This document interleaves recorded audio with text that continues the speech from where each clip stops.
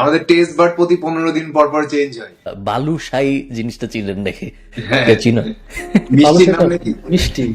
আমি আজকে ঢাকা ছিলাম ভাই 10 দিন, এবং আমি প্রত্যেক দিন অন এভারেজে একটা বালুশাহী খাইছি, এবং আমি এক প্যাকেট নিয়েও আসছি। এত পছন্দ তোমার? অত পছন্দ আসলে না, এটা সুগারি জিনিসের অদ্ভুত ব্যাপারটা হলো অত পছন্দ কিন্তু না।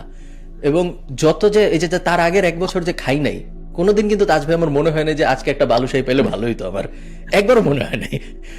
আমাদের টেস্ট বাট প্রতি 15 দিন পর পর চেঞ্জ হয়। আমাদের হচ্ছে জিহ্বাতে ছোট ছোট ক্ষুদ্র ক্ষুদ্র সেন্সর আছে, সেগুলো যখনই আপনি সুস্বাদু কোনো খাবার পাবেন তখন নেক্সট টাইম আবার খেতে ইচ্ছা করবে। এটা আমাদের টেস্ট বাটের ধরনই এরকম। কেউ যদি টানা 15-20 দিন ডায়েট ফুড খায়, 15-20 দিন পর তার টেস্ট বাট চেঞ্জ হয়ে যায়, তখন ডায়েট ফুড তার কাছে টেস্টি মনে হয়।